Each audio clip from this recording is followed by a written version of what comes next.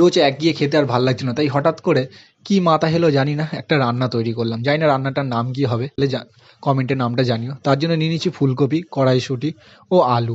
সেগুলোকে কেটে ভালো করে ধুয়ে প্লেটে নিয়েছি এবং কিছুটা নিয়েছি পেঁয়াজ কুচি, আদা, রসুন, টমেটো কুচি আর কাঁচা লঙ্কা। আদাটাকে ঘষে নিচ্ছি, রসুনটাও ঘষে নিলাম। এরপর কড়াটা গরম হতেই কড়াটায় তেল দিয়ে দিলাম।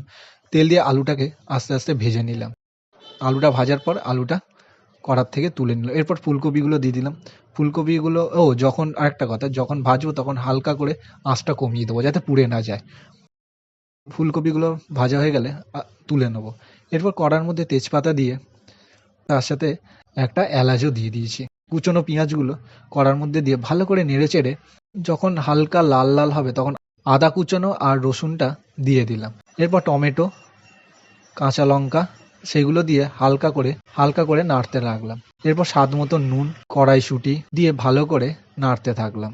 তারপরে হলুদ, জিরে ও ধনের গুঁড়ো দিয়ে ফুলকপি ও আলুটা দিয়ে ভালো করে কষাতে লাগলাম। এরপর যে ভেজানো চালটা দিয়ে ভালো করে নাড়তে থাকলাম।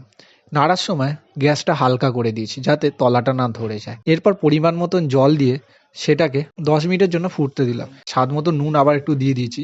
যখন এই জিনিসটা প্রসেসটা করছে তখন গ্যাসটা একটু জোরে দিয়েছি। 10 মিনিট পর গরম মশলা দিয়ে ভালো করে নেড়েচেড়ে সেটাকে 5 মিনিটের জন্য লো আঁচে রেখে দিয়েছিলাম। তারপর আবার খুলে ওপর থেকে একটু ধনেপাতা ছড়িয়ে সার্ভ করে ফেললাম এই জিনিসটার নাম আমি এখনো দিইনি। কি নাম দেওয়া যায় অবশ্যই আমাদের কমেন্ট করে জানিও।